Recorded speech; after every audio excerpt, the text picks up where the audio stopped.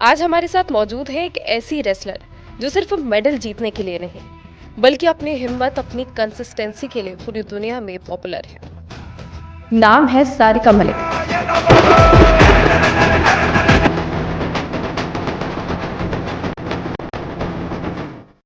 सारिका, कभी give up करने का ख्याल आया है? आया है।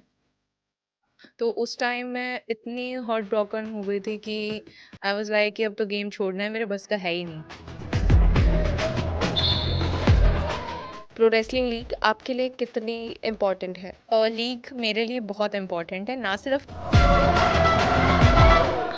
सारिका, एज अ गर्ल कभी आपको चैलेंजेस तो आए होंगे। ज़्यादातर देखा जाता है कि पुरुषों को ज़्यादा महत्व दिया जाता है। अभी पीडब्ल्यूएल आने वाला है, तो उसको लेकर आपकी तैयारियां कैसी चल रही हैं? पीडब्ल्यूएल को लेके मैं बहुत एक्साइटेड हूँ। नी में इंजरी हुई थी एंड ड्यूरिंग सर्जरी स्टार्टिंग के 1-2 महीने ऐसा रहता है कि आपका नी ना मुड़ रहा होता है, ऐसे बहुत स्टिफ रहता है हाँ। एंड प्लास्टेड। तो उस टाइम ऐसा लग रहा था कि कभी मैं मैट पे वापस जा भी पाऊंगी। चल पड़े तो मर गए जितने भी ये तुर्क यहाँ बह रही धरा विशाल रक्त की नदी नदी नदी नदी नदी। तो आप अभी जो प्रो रेसलिंग लीग आने वाली है, तो उसमें अपने अपोजिट में किसको देखना चाहेंगी? मैं अपने अपोजिट में देखना चाहूंगी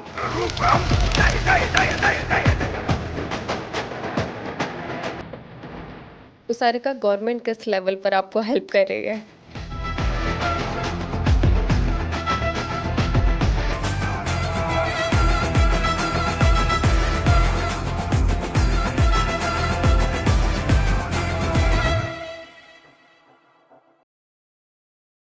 न कमज़ोर है न लाचार है, बेटियां हर जंग के लिए तैयार हैं। जो इंसान उन्हें कैद करना चाहे वो आज के दौर में उनका सबसे बड़ा गुनहगार है। कभी सोचा है अखाड़े की मिट्टी से इंटरनेशनल पोडियम तक का सफ़र कैसा लगता होगा? आज का ये पॉडकास्ट उसी सफ़र की एक कहानी है। आज हमारे साथ मौजूद है एक ऐसी रेसलर जो सिर्फ मेडल जीतने के लिए नहीं बल्कि अपनी हिम्मत अपनी कंसिस्टेंसी के लिए पूरी दुनिया में पॉपुलर है। नाम है सारिका मलिक। सारिका, स्वागत है आपका हमारे podcast Akhara talks powered by pro wrestling league and WFI। Thank you so much ma'am. तो सारिका, आप सबसे पहले अपनी जर्नी के बारे में बताइए। आपने कहाँ से स्टार्टिंग की? रेसलर बनने का ख्याल आपके दिमाग में कैसे आया? तो मेरी जर्नी की स्टार्टिंग होती है 2015 से, when I was first inspired to take up the wrestling. Okay. 2015 में first time pro wrestling league season 1 होता है and I was watching the season with my father and I was like 8 years old एंड मुझे कुछ समझ नहीं आ रहा TV पे चल क्या रहा है। बट एक मोमेंट जो मुझे सबसे पसंद आता है या जो मुझे इंस्पायर कर जाता है वो तो तब प्लेयर जीतता है ना, तो उनका हाथ ऊपर उठाते हैं रेसलिंग में। सेम मैंने वो मोमेंट टीवी पे देखा, वो जो प्लेयर जीत रहे थे उनका हाथ ऊपर उठाया गया एंड जो टीम थी वो बहुत खुश हो रही थी। इधर से पापा टीम को सपोर्ट कर रहे थे, पापा खुश। तो मुझे सिर्फ ये था कि मुझे भी ऐसे ही टीवी पे आना है, ऐसे ही अपना हाथ ऊपर उठवाना है। उसके बाद 2016 में तब साक्षी मलिक मेडल लेकर आती है ओलंपिक से। तो उससे मैं और ज़्यादा इंस्पायर होती हूँ उसको उनको देख के कि कैसे देश का नाम रोशन किया उन्होंने एंड सब उनके लिए कितना खुश हैं। तो उसके बाद 2017 से मेरी रेसलिंग जर्नी स्टार्ट होती है। सारिका, एज अ गर्ल कभी आपको चैलेंजेस तो आए होंगे रेसलिंग में, क्योंकि रेसलिंग ज़्यादातर देखा जाता है कि पुरुषों को ज़्यादा महत्व दिया जाता है। लेकिन एज अ गर्ल आपको क्या क्या परेशानियां या फिर चैलेंजेस फेस करने पड़े, वो ज़रा बताइए। एज अ गर्ल ऐसे फैमिली की तरफ से तो कोई प्रेशर नहीं था। अच्छा। ना कोई चैलेंज था बिकॉज फैमिली मेरी बहुत सपोर्टिव है। मेरे father mother and grand parents, they lucky are, you. Yes they are all very supportive. But जैसे सोसाइटी होती है तो सोसाइटी में होता है गर्ल को रेसलिंग में डाला है या कॉम्बैट स्पोर्ट्स में डाला है तो उन्हें होता है कि ये क्यों करा रहे हो, ऐसे क्यों भेज रहे हो, लड़की लड़कों जैसी हो जाएगी, इसके बाल कटवा दिए, बिल्कुल। पढ़ाई में कमज़ोर हो शादी नहीं जाएगी। होगी। हाँ, इस टाइप के काफ़ी सारे चैलेंजेस आते हैं। बट मेरे पेरेंट्स ने मुझे सिखाया है कि किसी की नहीं सुन के खुद पे फोकस करना है, तब आप कामयाब हो जाओगे। तो कोई कुछ नहीं बोलेगा, सब आपकी तारीफ़ ही करेंगे, सब ये कहेंगे कि इन जैसा बनना है। बिल्कुल। आपको क्या लगता है आपकी रेसलिंग जर्नी में सबसे बड़ा रोल किसका रहा है? मेरी रेसलिंग जर्नी में सबसे बड़ा रोल मेरे पेरेंट्स का, मम्मी पापा एंड मेरे कोच का। जी, अभी पीडब्ल्यूएल आने वाला है, तो उसको लेकर आपकी तैयारियां कैसी चल रही है? पीडब्ल्यूएल को लेके मैं बहुत एक्साइटेड हूँ एंड मेरी तैयारी बहुत अच्छी चल रही है। सारिका, कभी गिव अप करने का ख्याल आया है? आया है। आपने बहुत सारे मैचेस किए हैं, तो कैसे अपने आप को संभाला उस टाइम? गिव अप करने का ख्याल काफ़ी बार आता है, तब मैच हार जाते हैं। मेरे साथ ऐसा 2 बार हुआ है। अच्छा। When I was broken and I was like कि नहीं, अब तो रेसलिंग छोड़नी है मुझे। It was first time in 2023। उस टाइम पे किसी कारणवश हमारे ये कॉम्पिटिशन्स नहीं हो रहे थे, नेशनल्स वगैरह, एंड सिर्फ ट्रायल्स हो रही थी इंटरनेशनल्स के लिए, एंड इन एवरी ट्रायल मैं सेकंड ही रह जा रही थी, या तो सेम स्कोर से और या फिर 1-2 स्कोर का डिफरेंस सिर्फ। तो उस टाइम मैं इतनी हार्ट ब्रोकन हो गई थी कि आई वाज लाइक कि अब तो गेम छोड़ना है, मेरे बस का है ही नहीं। मैं फर्स्ट तो आ ही नहीं रही, बार बार सेकंड आ रही हूँ। तो उस टाइम पे मेरे पेरेंट्स ने, मेरे कोचेज़ ने मुझे इतना सपोर्ट किया कि नहीं बेटा, अभी सेकंड आ रही है तो तू फर्स्ट भी आएगी, थोड़ी सी और मेहनत कर। और सेकंड टाइम ऐसा हुआ है जब मुझे जूनियर वर्ल्ड चैम्पियनशिप्स में लास्ट ईयर नी में इंजरी हुई थी। ओके। या तो नी लिगामेंट टियर हो गया था, एंड टू रिकवर इट मुझे उसकी सर्जरी करानी पड़ी। एंड ड्यूरिंग सर्जरी स्टार्टिंग के 1-2 महीने ऐसा रहता है कि आपका नी ना मुड़ रहा होता है, ऐसे बहुत स्टिफ रहता है एंड प्लास्टेड। तो उस टाइम ऐसा लग रहा था कि कभी मैं मैट पे वापस जा भी पाऊँगी, नहीं जा पाऊँगी। बहुत सेल्फ डाउट था अपने ऊपर।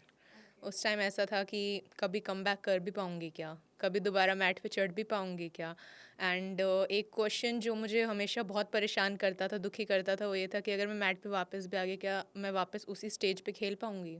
मेरे जो कॉम्पिटिटर्स हैं वो तो मुझसे आगे निकल जाएंगे। तो ये एक डर था, और उस टाइम पे कई बार ऐसा हुआ है कि रेसलिंग छोड़ने का ख्याल भी आया है, बट उस टाइम पे अपने आप को संभालना बहुत ज़रूरी होता है।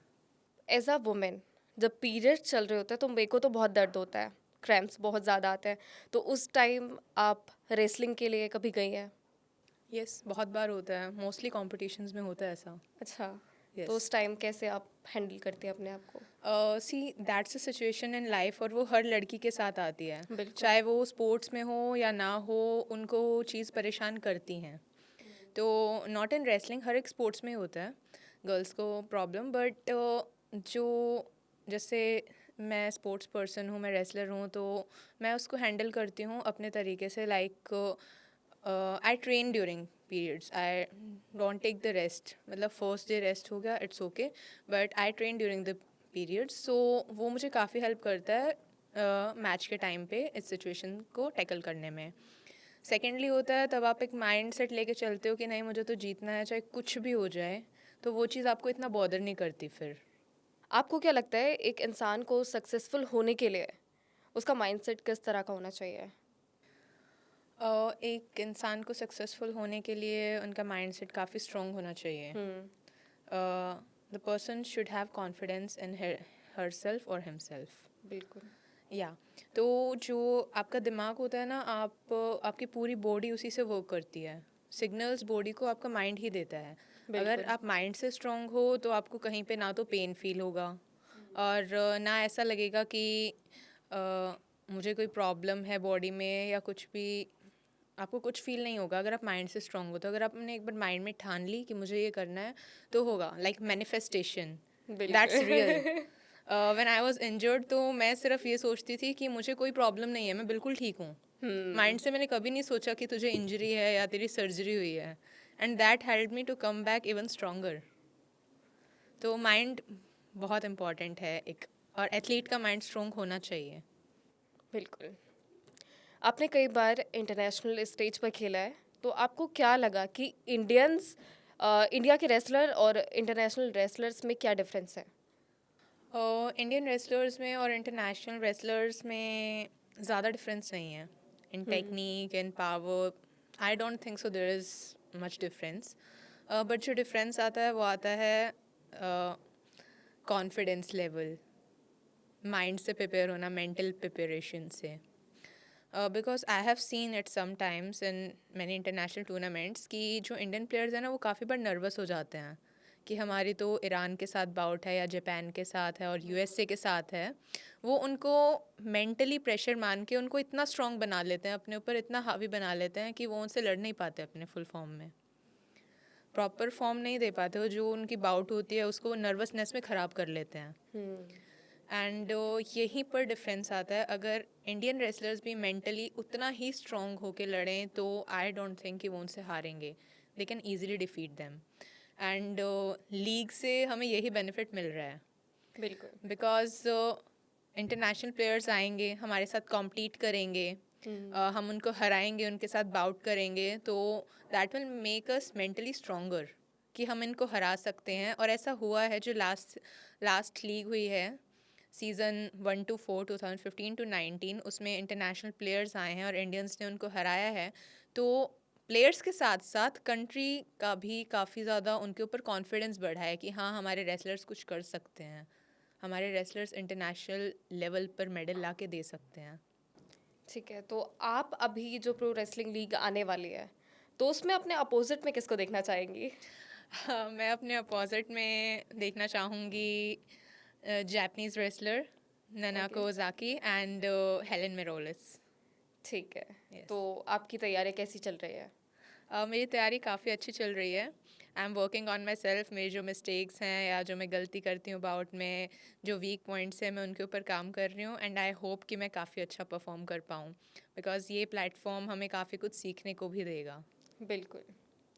तो प्रो रेसलिंग लीग के आने के बाद आपको आपकी डाइट में कुछ चेंज आया है? डाइट में हाँ। नो, डाइट में कोई चेंज नहीं आता। एज अ रेसलर हमें अपनी डाइट कंसिस्टेंट रखनी पड़ती है। लाइक बादाम हो गया, मुनका हो गया, या फिर प्रोटीन वगैरह, वो हमें कंसिस्टेंसी रखनी पड़ती है, उसमें हम उसको छोड़ नहीं सकते। तो डाइट में ऐसा कोई चेंज नहीं है। कोई एक ऐसी हैबिट या फिर कोई एक ऐसी चीज़ जो सारे रेसलर्स में कॉमन होती है? स्लीपिंग बहुत सोते हैं पहलवान। अच्छा। हाँ। कितने कितने घंटे, लाइक कैसे मैनेज करते हैं वो अपना रूटीन डेली का? डेली रूटीन जो बच्चा स्टडी करता है उसका रूटीन अलग रहता है और जो हाँ। नहीं करता उसका अलग रहता है, मुझे अच्छा। ऐसा लगता है। हाँ। बिकॉज एज अ रेसलर क्या होता है, मॉर्निंग ट्रेनिंग हुई, आके डाइट ली, उसके बाद सो गए आके, टेक अ नैप, एंड फिर से उठे, खाया, प्रैक्टिस पे गए, शाम को आए, फिर से खाया, फिर से सो गए।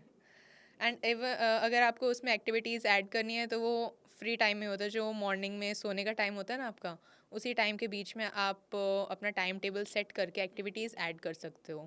लाइक आपको इतने घंटे सोना है, इतने घंटे पढ़ना है, तो उसको टाइम मैनेजमेंट करना पड़ता है आपको। ठीक बट है। नॉर्मल रेसलर्स ऐसे ही होते हैं जो मैंने देखा है। ठीक है। मैंने ना कई बार देखा है कि रेसलर्स के कान अंदर को मोड़े हुए होते हैं, या फिर अगर मैं सीधा कहूँ तो थोड़े से टूटे हुए होते हैं, तो वो कैसे होते हैं? एक्चुअली अपने कान की जो हड्डी होती है ना, हमारे कान की हड्डी होती है, कार्टिलेज बोलते हैं, हाँ। वो बहुत वीक होती है, बहुत सॉफ्ट होती है। बिल्कुल। एंड व्हेन वी रेसल, तो जिस तरह हम कोई भी अटैक कर रहे हैं, फॉर एग्जांपल डबल लेग ही कर रहे हैं, तो वो कान की हड्डी आपकी उसके साथ रगड़ी जाती है बॉडी के साथ, फ्रिक्शन, और वो फ्रिक्शन उनको तोड़ देती है, जिस वजह से वो काफ़ी ज़्यादा से स्वेलिंग आ जाती है उन पे। एंड आप कान की हड्डी को जोड़ भी नहीं सकते, लाइक सर्जरी वगैरह नहीं करा सकते आप उसकी, तो वो ऐसे ही रह जाते हैं पहलवानों के कान। अच्छा, तो रिकवर होने में कितना टाइम लगता है? They don't recover. ओके। हाँ, प्लास्टिक सर्जरीज होती हैं, प्लास्टिक सर्जरी से ठीक हो भी जाते हैं, मतलब प्रॉपर तो ठीक नहीं होंगे बट थोड़ा बहुत वो ठीक हो जाते हैं कान, बट वैसे वो ठीक नहीं होते कभी भी। तो सारिका, मैच से पहले सबसे ज़्यादा फोकस किस चीज़ पे रहता है? मैच से पहले सबसे ज़्यादा फोकस मेरा अपने आप पे रहता है और मेरी स्ट्रैटेजी पे रहता है कि मैं अगले प्लेयर्स के साथ कैसे कॉम्पीट करूं, कैसे बाउट खेलनी है, कैसे अटैकिंग खेलना है, डिफेंसिव खेलना है, तो मेरा पूरा फोकस उसी चीज़ पे रहता है। मोस्टली मैं बाउट से पहले कभी भी ज़्यादा सोचती नहीं हूँ। I put my headphones on and उसमें गाना चला लेती हूँ कोई मोटिवेशनल, जिससे मैं पूरा टाइम मोटिवेटेड रहती हूँ, कॉन्फिडेंट रहती हूँ अपने आप। ठीक है, मोटिवेशनल सॉन्ग्स हमारे व्यूअर्स को भी बताइए। सो अगर मैं बताऊं तो मैंने पूरी जर्नी अपनी, जो मेरी रिहैब जर्नी थी आफ्टर सर्जरी, उसमें पूरा टाइम एक ही गाना रिपीट पे सुना है. कौन सा? इट वाज ठान लिया. अच्छा, है ठान लिया हमने सूरज सा जलना है, वाह! सपनों को दो परवास अगर उड़ने की तमन्ना है.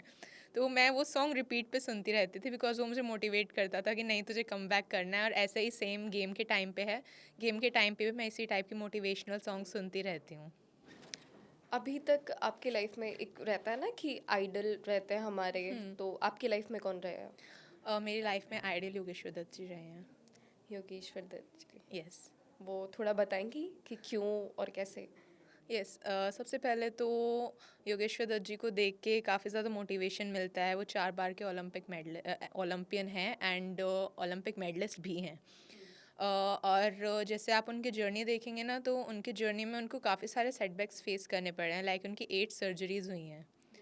एंड आप तब एक ऐसे प्लेयर को देखते हैं ना जिसने इतने सेटबैक के बाद भी और इतना अच्छा परफॉर्म कर रहे हैं, तो आप खुद ही मोटिवेट हो जाते हैं, उनसे इंस्पायर हो जाते हैं. तो मुझे उनसे बहुत ज़्यादा मोटिवेशन मिलता है कि कितना अच्छा खेलते हैं और इन्होंने कैसे कम बैक किया. तो whenever I meet him, मैं उनसे पूछती हूँ उनकी जर्नी के बारे में कि आपने ऐसे कैसे किया. तो वो मुझे बहुत अच्छी गाइडेंस भी देते हैं about training and everything. So even when I was doing my rehab, तो मेरे माइंड में एक ही चीज़ थी, अगर योगेश्वर दत्त इतना अच्छा कम बैक कर सकते हैं तो मैं क्यों नहीं कर सकती. एंड ये कहा जाता है कि आपको किसी के अंदर वो खूबी तभी दिखती है तब वो आपके अंदर भी हो. बिल्कुल। हाँ. तो इसलिए मैं उनसे बहुत ज़्यादा इंस्पायर रहती हूँ स्टार्टिंग से.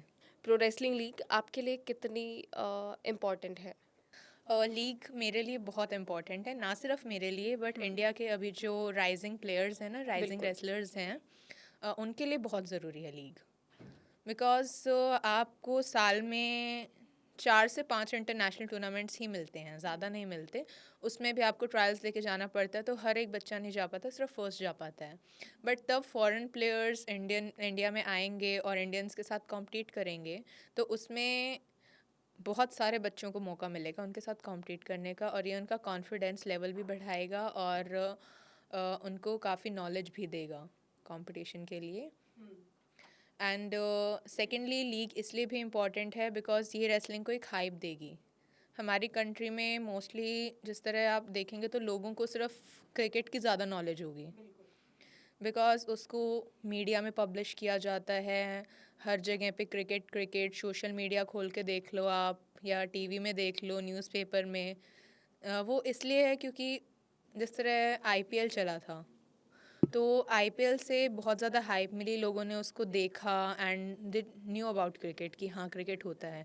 सेम जैसे कबड्डी लीग चली, बिल्कुल। तो अभी कबड्डी का भी काफ़ी इंडिया में ट्रेंड चल रहा है, लोग कबड्डी के प्लेयर्स को भी जानते हैं. बट ऐसा रेसलिंग में नहीं है क्योंकि रेसलर्स को ऐसे शो नहीं किया गया, उनकी पॉपुलैरिटी नहीं है इतनी.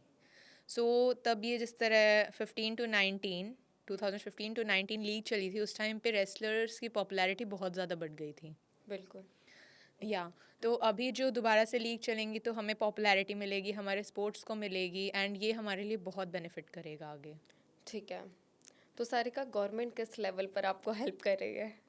गवर्नमेंट की स्कीम्स हैं एंड जो गवर्नमेंट पॉलिसीज़ हैं वो बहुत हेल्पफुल है हमारे लिए.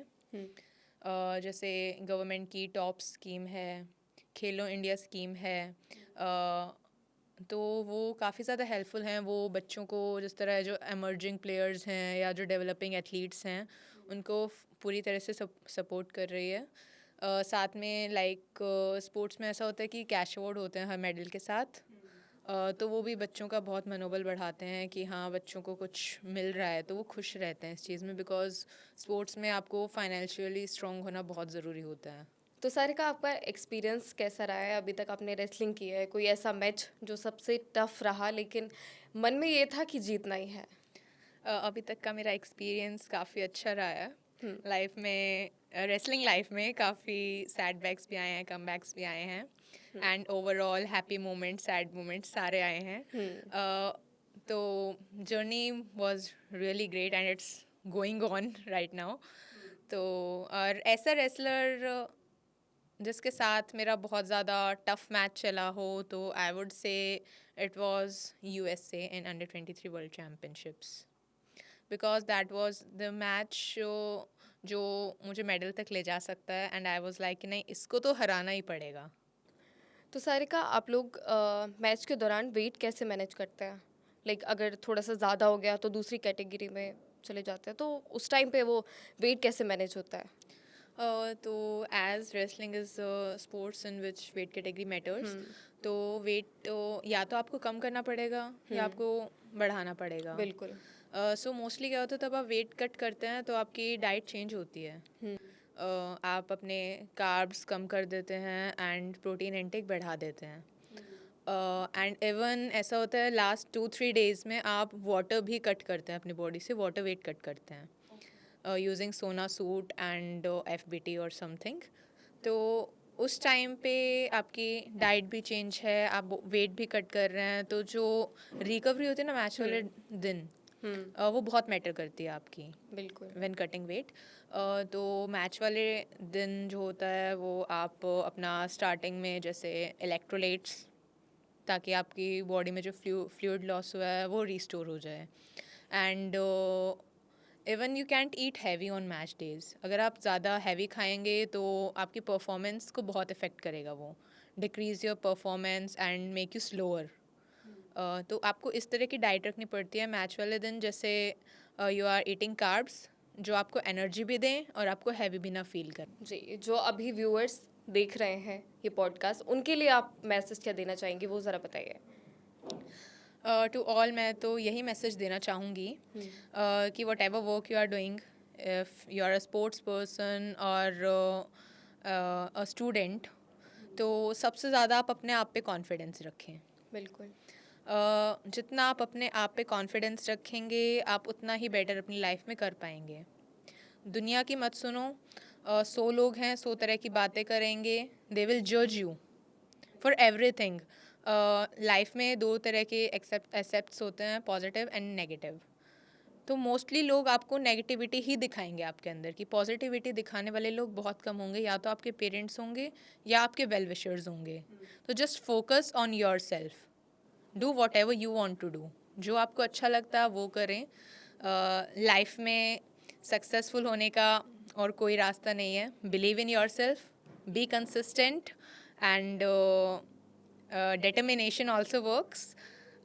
And lastly, I would say just be happy in life. बिल्कुल. सारे का कोई ऐसी चीज़ भी है जो डाइट में नहीं पसंद, फिर भी आपको उसको लेना पड़ता है? ऐसा काफ़ी बार होता है, आपको कोई चीज़ नहीं पसंद और आपको वो खानी पड़ती है. तो वो इसलिए भी होता है क्योंकि आप उसे कॉन्टीन्यूसली खा रहे होते हो तो आपका उससे मन भर जाता है. तो मेरे साथ है, मुझे पनीर बिल्कुल पसंद नहीं. एंड दैट इज़ बिकॉज क्योंकि मैं उसे तो वेट कट करती हूँ तो कॉन्टीन्यूसली मुझे वो लेना पड़ता है प्रोटीन इनटेक के लिए. हाँ, पर वो मजबूरी होती है कि आप वेट घटा रहे हो और आपको फिर भी खाना पड़ रहा है. एंड सेम मुझे बादाम भी बिल्कुल पसंद नहीं, बट मुझे डेली पीने पड़ते हैं because I am doing my sports. दोनों में ही सबसे ज़्यादा प्रोटीन होता है और दोनों ही बहुत इंपॉर्टेंट होते हैं. हाँ, तो मुझे बिल्कुल पसंद नहीं, फिर भी मुझे वो डेली पीने पड़ते हैं मजबूरी में कि हाँ तू गेम कर रही है, तुझे रिकवरी करनी है तो तुझे लेना पड़ेगा. ठीक है. तो इसके अलावा कोई ऐसा दिन भी होता है जब आप अपने मनपसंद का कुछ खाती हैं, लाइक बाहर का फास्ट फूड वगैरह? हाँ, ऐसा दिन भी होता है, तब हम खाते हैं बिकॉज लाइक हफ्ते में एक दिन आप चीट मील करते हैं तो हाँ. कोई प्रॉब्लम नहीं है. बट आप अगर उससे जंक फूड को रेगुलर खा रहे हैं तो that's harmful for your body. But कभी कभी चलता है, कभी कभी हम खाते हैं तब हमारा मन करता है. बट जिस तरह कॉम्पिटिशन्स आते हैं उस टाइम पे अवॉइड करते हैं. कभी ये है कंपटीशन ख़त्म हुए काफ़ी दिन हो गए तो बिल्कुल खा लेते हैं. कोई ऐसा रेसलर या फिर कोई ऐसा इंसान जिसके साथ आप डिनर पे जाना चाहें? कोई ऐसा रेसलर जिसके साथ मैं डिनर पे जाना चाहूँ? हाँ. इंटरनेशनल और नेशनल? आप दोनों में से कोई भी बता सकती हैं. ओके, इंटरनेशनली तो Takuto Otoguro, 65 kg Olympic champion. He is my most favourite wrestler. And Indian wrestlers की अगर मैं बात करूँ तो it's my all time favourite Yogeshwar Dutt. तो सारिका, बहुत बहुत धन्यवाद आपका. आप अपना कीमती समय निकाल के हमारे लिए इस पॉडकास्ट में आई. तो बहुत बहुत धन्यवाद हमारे व्यूअर्स को। आशा करती हूँ कि बहुत मज़ा आया होगा, बहुत सीखने को मिला होगा। आपको ये जानकारी जानकर कैसा लगा हमें कमेंट कर ज़रूर बताएं। धन्यवाद।